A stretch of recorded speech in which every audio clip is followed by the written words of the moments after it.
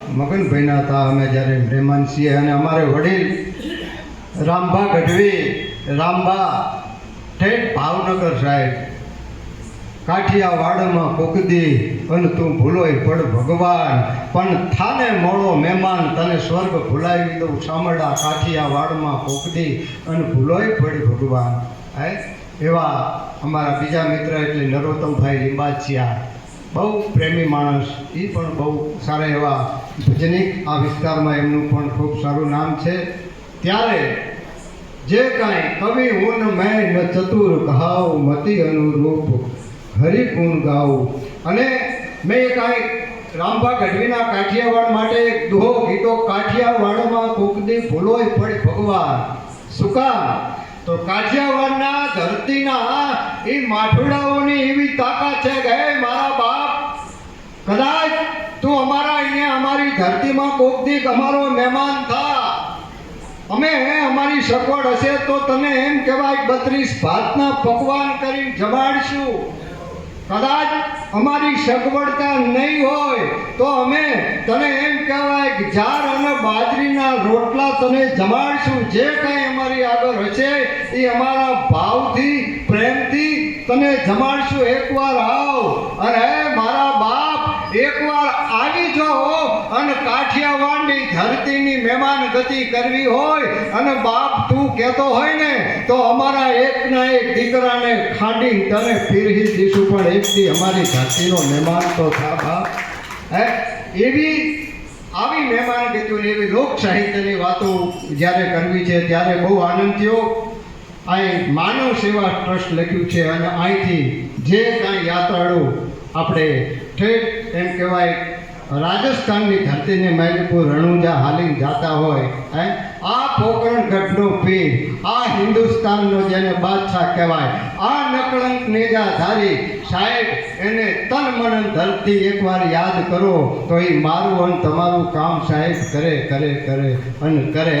પણ એના માટે ભાવ, વિશ્વાસ, શ્રદ્ધા હોવી પડે. અને એકતાની વાત થઈને એ આજ બધાય જ્યારે યુવાનો બેઠા છે, નકે હવે બહુ મજાની વાત છે, આજ યુવાનો ભજન સાંભળતા થયા છે, આજ યુવાનો સેવા કરતા થયા છે, આજ યુવાનો લોક સાહિત્યની વાતો સાંભળતા થયા છે, એટલે આનંદ આવે.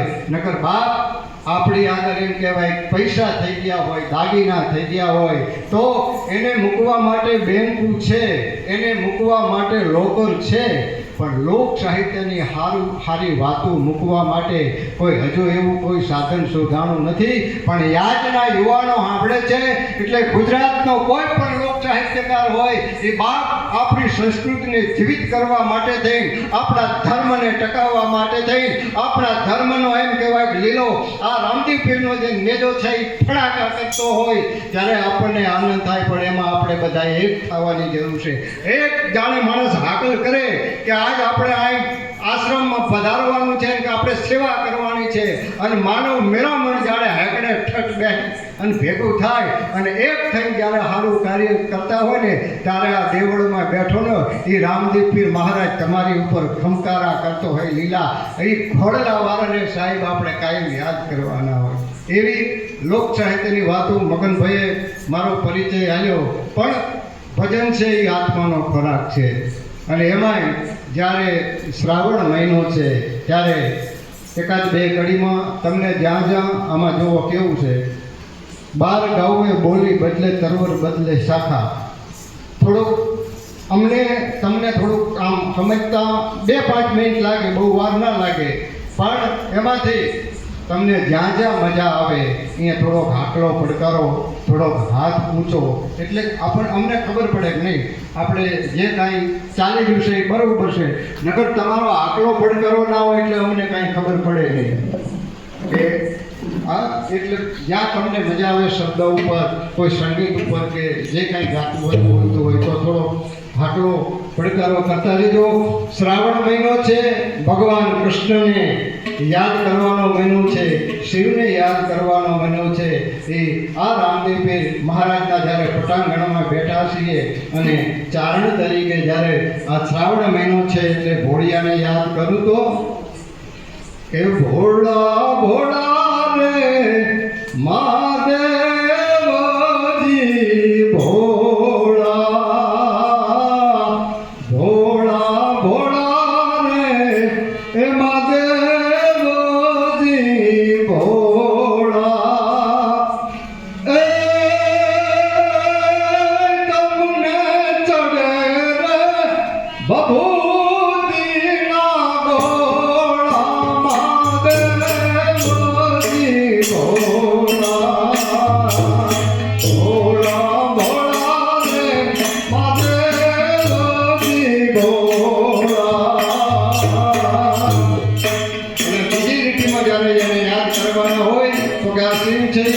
છે એને અમારી યાદ કરવો હોય તો આ મહિનો કયો છે તો કે શ્રાવણ.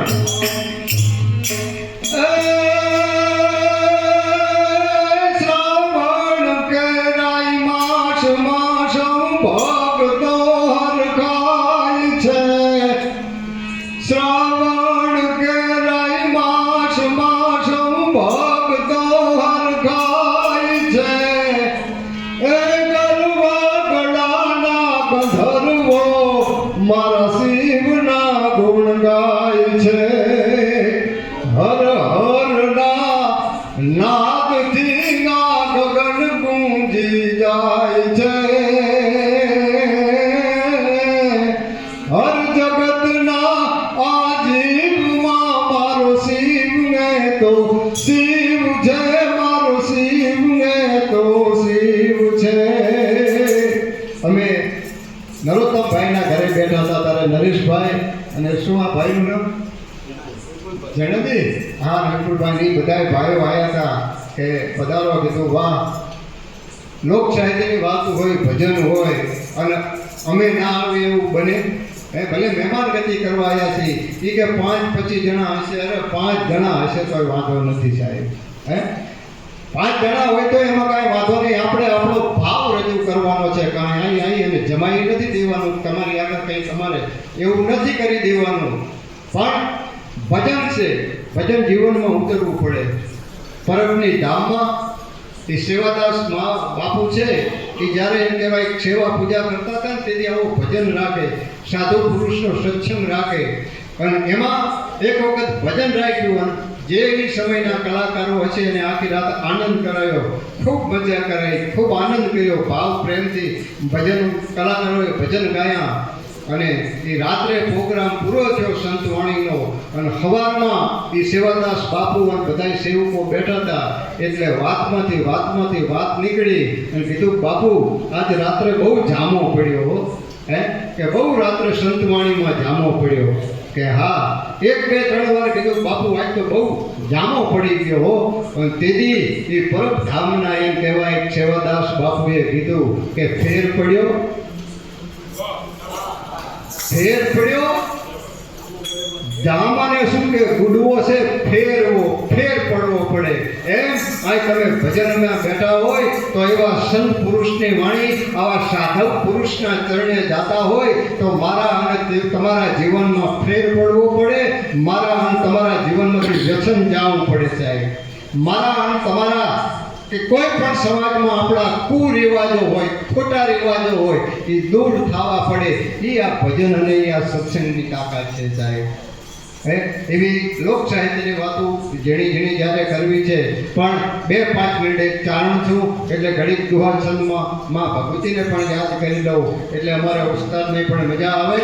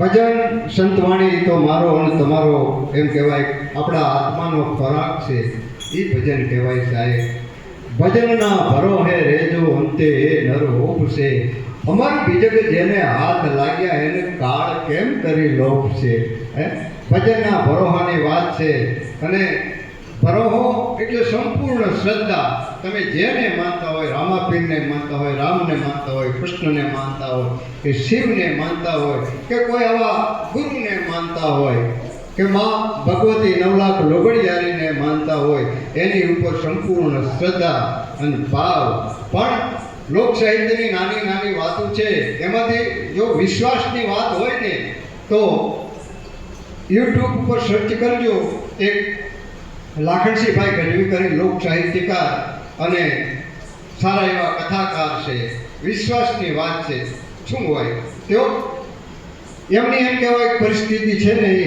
હાવ નાજુક ગરીબાઈ અને એમ કહેવાય એ પોતાના ઘરનું ગુજરાન ચલાવવા માટે એમ કહેવાય ધોળાધોળી કરવી પડતી હોય તો બે છેડા એમ કહેવાય સારી રીતે ભેગા ના થઈ શકતા હોય આવી થોડીક ગરીબાઈ સુખ દુઃખ લાભ હાનિ જસ અબજસ આ તો મારા અને તમારા જીવનમાં બધાને આવવાનું છે આવવાનું છે ને આવવાનું છે. એ એકથી ભગવાન કૃષ્ણ એમ કહેવાય દ્વારકાના દર્શન કરવા માટે જાય છે. દર્શન કરતા જાય છે, આંખ બંધ છે, ભાવથી પ્રેમથી ભગવાન એમ કહેવાય કૃષ્ણને યાદ કરે છે કે સર સર પર સધર નમર સર ગનુ સર કર કર વાર ધર માઇલ કરે હરિ હર સુર નવર ગથન ગતિ ગર ગર ભર ભર મોર ગતિ હરક પર નિર્ગત નર પ્રવર પ્રવર નિર્જર નિકટ મુકુટ શેર સવર નમે ઘાવ રણપટ ભરત પર અને રંગ ભર સુંદર શ્યામ રમેજી રંગ ભર સુંદર શ્યામ રમે. એ ભગવાન કૃષ્ણને યાદ કર્યા અને એક જ માગણી કરી ગયે, મારા બાપ હું તારી આગળ એમ કહેવાય ધન દોલત ગાડી બંગલા આ નથી માગતો, પણ આજ હું દ્વારકાના દર્શને કરવા આવ્યો તો હું તને ઈષ્ટ માનું છું, હું તને ભગવાન માનું છું અને આખા જગતનો એમ કહેવાય તું જગત ગુરુ હોય બાપ. તો આ ચારણ તને એક દુહામાં લોક સાહિત્યમાં કહે છે કે નથી માગતો માધવા અને હું કરોડ રૂપિયા કીર્તા. હે મારા બાપ તારી આગળ કરોડ રૂપિયા કી નથી માગતો માધવા, હું કરોડ રૂપિયા કીર્તાર, પણ વખતે મારો વ્યવહાર બધો સાચવી લેજે સાંભળા, વખતે મારો વ્યવહાર બધો સાચવી લેજે સાંભળા. મારા જીવનના એમ કહેવાય જે કાંઈ આપણી નાતના જે કાંઈ હોય એ રીત રિવાજ બહેનો દીકરીઓ ભાણેજા મોહાણા છોકરા પહેણાવવા ભણાવવા એને એમ કહેવાય વ્યવસ્થિત રીતે એને ગોઠવવા આટલું તું કરી દે ને તો બસ મારા બાપ. અને સાહેબ એ વાતને એ એમના ઇન્ટરવ્યૂમાં બોલ્યા છે કે 25 વર્ષ એ દુહો ભગવાન કૃષ્ણના મંદિરમાં નિજ મંદિરમાં જ્યાં એમ કહેવાય મેં કીધો એ વાતની માથેથી 25 વર્ષના માણસ વાઈ ગયા. પછી તો એમ કે 2 વર્ષે 12 મહિને હું દર્શન કરવા જતો, પણ એ દુહો મેં ગાયા પછી દુહો મેં એને કીધા પછી ભગવાન કૃષ્ણની મારા ઉપર એટલી બધી કૃપા થઈને કે પછી તો મને ધીરે ધીરે એમ કહેવાય સ્ટેજ મળવા માંડ્યો, પ્રોગ્રામ મળવા માંડ્યા, પછી મારી થોડીક નામના થઈ અને એમ કરતાં આખા વિસ્તારમાં એમ કહેવાય મારું નામ થયું. અને એમાં એક સારા કથાકાર તરીકે આજે એમને બહુ મોટા સ્ટેજ મળે છે. લોક સાહિત્યના જબરદસ્ત વન મેન શો કરી અને આપણી એમ કહેવાય લોક સંસ્કૃતિને જાગૃત કરવાનું કામ કરી રહ્યા છે. અને એ પછી જ્યારે 25 વર્ષ ફરી ભગવાન દ્વારકાધીશના દર્શને ગયા અને એમને 2 હાથ જોડીને કીધું ગાય મારા બાપ મેં જે દુહો કીધો છે એ પ્રમાણે તો તે ખૂબ આપ્યું, પણ હું એક માણસ છું, એક જીવ છું, એટલે તેમ જેમ આપ્યું એમ હું લેતો ગયો. પણ હવે એક દુહો કહું છું કે તે દીધું ઘણું અને મેં લીધુંય ઘણું. તે દીધું ઘણું મેં લીધુંય ઘણું. તું મને દેતો ગયો બાઈક ગાડી, એમાંથી બીજી ગાડી, મોટી નાનું મકાન, એમાંથી ફ્લેટ, એમાંથી બંગલો, એમ કહેવાય કે આ બધું દેતો ગયો અને હું લેતો ગયો. હે તે દીધું મેં લીધું ઘણું અને પાછું તને કીધુંય ઘણું. પાછું ઘણું મેં તારી આગળ માગ્યું છે. પણ હે મારા બાપ આજ તને કહું છું કે ભલપવાળા ભગવાન મને થોડોક સંતોષ દેને સાંભળા. મારા અને તમારા જીવનમાં જ્યાં સુધી સંતોષ ના આવે ને ત્યાં સુધી ગમે એટલી ધન દોલત સાહેબી હોય ને એ બધું નકામું છે. સંતોષ જીવનમાં આવવો પડે. અને એવી લોક સાહિત્યની વાતો છે, ભજન છે, ત્યારે ભલો કરવો લોક સાહિત્યના બધા દુહા છે. મારા તમારા જીવનમાં એમ કહેવાય શ્લોક જેવા છે, ભલો કરવો ભવ તરવો અને ભગવત છે રાખવો. ભાવ આય તમે હાલતા ચાલતા જે કાંઈ માણસ જાય છે એને જમાડો છો, રાતવાસો રાખો છો, એની સેવા કરો છો. એ અહીંથી કે કોઈ ગમે એટલા કિલોમીટર જાય તો એ કહેતા જાય કે ભાઈ કોઈટામાં જબરદસ્ત સેવા આપે છે, હો અહીંયા રાત રોકાજો, તમને જ્યારે સમય મળે અહીંયા એમ કહેવાય રામદેવ પીર માનવ સેવા ટ્રસ્ટ છે. એ બધાએ કોઈટા કોઈ ગામ એમ કહેવાય ભાવથી પ્રેમથી આવતા જાતાને એ વિહામો છે. એ તમારી સેવાની તાકાત છે, એ બધાની એકતાની તાકાત છે. અને આવા સાધુ પુરુષો જ્યારે આવી જગ્યાને સંભાળીને બેઠા હોય ને ત્યારે આપણે એને વંદન કરવા પડે. એ હાકલ કરે ત્યારે કોઈ પણ કામમાં મારે અને તમારે ઊભું રહેવું પડે. એ આપણો એક ધર્મ છે. એવા રામદેવ પીર બાપાની આપણા બધા ઉપર કૃપા થાય અને હું એમ કહેતો હતો કે ભલું કરવું બહુ તરવો ભગવત છે રાખવો ભાવ ખેમરાજ કે ખલકમાં આ હેલું નથી હાવ આ બહુ હેલું નથી કારણ કે સેવા કરવી તો બહુ અઘરું છે બહુ કાઠી વસ્તુ છે સાહેબ એ તો એની કૃપા હોય તો આ બધું થઈ શકે છે ત્યારે ચારણ તરીકે માને યાદ કરી ભગવતીને યાદ કરી ભગવાન શિવને કૃષ્ણને યાદ કર્યા પણ લોકશાહીની ઘણી ઘણી વાતો છે ને એમાંથી મારે અને તમારે એમ કહેવાય કંઈક બોધ લેવાનો હોય એકાદ પ્રસંગ યાદ આવે ગામડું ગામ અને એવું ગામડું કે જ્યાં ચબૂતરા અને ચોરા હોય ઘરના દુછાણા હોય ઘર ખેતર અને પાદર હોય હવા ઉજાસ મજાના હોય ગીત ઉતળા ખજાના હોય પ્રેમ ભાવને આદર હોય એ વરસાદ પડે તારે ગારો હોય હે નદી એમ કહેવાય કે આરો હોય રૂપ નિતરતી નારી હોય જેની આંખ હોય તેજ ઘટારી હોય પછી પાદરની પનહારી હોય જેનું ફળિયેલ લુપેલ ગુપેલ હોય દેવેલિયા અને ધુપેલ હોય જ્યાં મારા આવા સંતોનો ઉતારો હોય આવું ગામડું ગામ અને એક નદી એમ કહેવાય ધીરે ધીરે ધીરે ધીરે ધીરે ધીરે એ નદી હાલી જાય સમય અને એમાં બે એમ કહેવાય બેનપણીઓ છે એ પાણી ભરવા માટે નીકળી છે ધીરે ધીરે ધીરે ધીરે ધીરે પણ લંબ વેણી લજા ઘણી જના પહોંચાય પાતળિયા સરજન હરે સરજિયું આ તો કોકો કામનિયા એ બે નદીના એમ કહેવાય કાંઠે પાણી ભરવા માટે આવી છે એ પાણી ભરી હજુ ભરવા જાય એ પહેલા એમ કહેવાય હામાની ધેડે એમ કહેવાય બાજુમાં ડાલા મથો હાવત છે એને ત્રાડ નાખી આમ આમ આમ અને જે બે બેનપણીઓ હતી ને એમાં એક બેનપણી થોડીક થડકી ગઈ થોડીક ગભરાઈ ગઈ એટલે બીજી બેનપણીએ કીધું ગભરાવાની જરૂર નથી કેમ કે પણ કે સામે સિંહ ત્રાડે છે કે ભલે ત્રાડે આપણને કાંઈ નહીં કરે કેમ કે મને ખબર છે એ ત્રાડે છે ને એ મારણ કરવા માટે નહીં પણ એને દુઃખ કંઈક છે એને કંઈક વેદના છે અને આ વેદનાની ચીજ છે ને મને ખબર છે કેમ કે હા એ બરોબર પાણી એમ બે હેલું મૂકી અને આ જે બેનપણી છે એ જે નથી બિયાતી એ 18 વર્ષની એની ઉંમર હશે અને એમ કહેવાય એ ધીરે ધીરે ધીરે ધીરે ધીરે ધીરે એ હાવજ જ્યાં ડણક નાખી હતી એની આગળ જઈ થોડોક વિશ્વાસ લઈ ધીરે ધીરે ધીરે એમ કહેવાય કે આમ નજર પડી તો પગમાં એમ કહેવાય જબરદસ્ત મોટો એક કાંટો એ કાંટો એને આર પાર નીકળી ગયેલો અને એની આ વેદના હાવજને થતી હતી ધીરે ધીરે ધીરે સિંહની કેશવાડીમાં એક નાના બાળકને પોતાની માં છે એ હાથ ફેરવતી હોય એમ આ 18 વર્ષની દીકરી છે એને ધીરે ધીરે ધીરે સિંહની કેશવાડીમાં હાથ નાખી અને વિશ્વાસ એમ કહેવાય કે લઈ લીધો અને સિંહને એમ થયું આ મારી મદદ કરે છે એટલે હવે એને કાંઈ કરાય નહીં એ બરોબર એમ કહેવાય કાંટો જબરદસ્ત વાગ્યો તો એ નીચે નમી એક પગ સિંહનો છે પોતાના ઢીચણ ઉપર લીધો ઢીચણ ઉપર લઈ આર પાર કાંટો નીકળેલો હાવ નીચે નમી અને બે દાઢમાં એમ કહેવાય કાંટો ભરાવી અને એક જોરદાર એમ કહેવાય ઝાટકો માર્યો કાંટો નીકળી ગયો એમ કહેવાય લોહીની છેર ઉડી આ દીકરીની ઉપર એમ કહેવાય લોહીના છાંટા ઉડ્યા અને હાવજને શાંતિ થઈ અને હાવજ ધીરે ધીરે ધીરે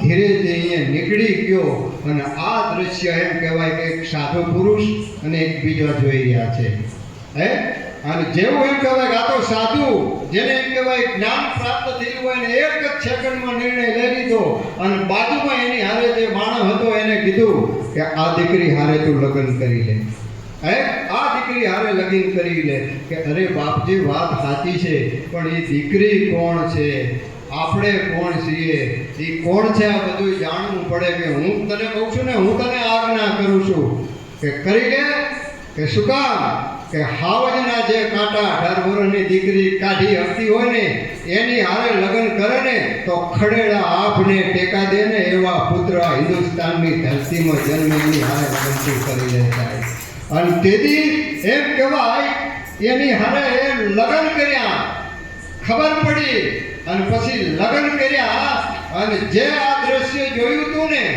એ સ્વામી એમ કહેવાય રામદાસજી હતા અને એની હારે જે કાંઈ એક પુરુષ હતો અને કીધું કે આની હારે લગ્ન કરી લે, એ શિવાજીનો બાપ છે ને એ શાહજી હતા. એ શાહજી અહીં લગ્ન કર્યા હતા અને એના પેટ મહારાણા શિવાજી એમ કહેવાય આ ધરતીના હિન્દુસ્તાનની માલિકો જે ભગવો લહેરાયો હોય અને એને લખવું પડે, એના માટે લખવું પડે કે ધન મુખ જીજા બાઈ નીજા શિવાજી જન્મ્યો હતો તલવાર કેરી ધાર પર જેને હિન્દુ ધર્મ રાખ્યો હતો એ પુત્રને પડકાર કરતીને મરજે સમર મેદાનમાં. અમ દેશની આર્ય રમણી અમર છે ઇતિહાસમાં, અમ દેશની આર્ય રમણી અમર છે ઇતિહાસમાં. આવા દીકરાઓની જરૂર છે, આવા મર્દોની જરૂર છે, પણ એ ક્યારે થઈ શકે એના માટે આવી જનેતા એમ કહેવાય. આવા સાધુ પુરુષ છે કે આપણા ધર્મનો પ્રચાર કરતા હોય, આવા લોક સાહિત્યકારો છે, આવા કવિઓ છે, પછી કોઈ પણ સમાજના હોય, પણ મારા દેશની સંસ્કૃતિને ટકાવી રાખવા માટે થઈ રોજ રાત પડે અને આવી આપણી સાહિત્યની, સંતોની, દાતારીની, મર્દાનગીની, ધર્મની, સતીત્વની, એકતાની વાતો લઈ નીકળે છે. એને આપણે ટેકો આપવો પડે, એની વાતને આપણે સાંભળવી પડે, એને આપણે વધાવવા પડે, તો જ મારા અને તમારા દેશની એકતા ટકશે સાહેબ. અને એવી લોક સાહિત્યની વાતો છે. પણ ભજનમાં જ્યારે બેઠા છીએ ત્યારે ભજન કોને કહેવાય, ભજનની શું તાકાત છે. અને મેઘાણીની એકાદ કડીથી જ્યારે કહેવું હોય તો બપોરે અમારે રામભાઈએ યાદ કરી હતી, એને હું ફરી અહીં તમારી વચ્ચે દોહરાવું છું. તો શું કહેતા હોય મેઘાણી ભજન માટે કે આતમતનની એ રણ માથે એ જરનું ભાવ પછડાય જે આતમતનની એ રણ માથે એ જરનું ભાવ અથડાય જે શબદ મોતી નાય ધરે તણખા, શબદ મોતી નાય ધરે તણખા અને રગ રગ કડાકા થાય.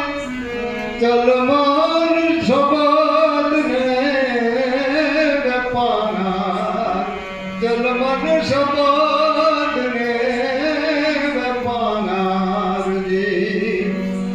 ખાપડમાં ખલાય પડશે અને જેનું તલડું હોય ખાકજી. સબદ કે રાય દીવડા થશે, શબદ કે આમાં દીવડાય થશે. કોઈ પદ ભૂલ્યા ચલમન શબદ ને વેપાર, ચલમન શબદ ને વેપાર. જી જય માતાજી.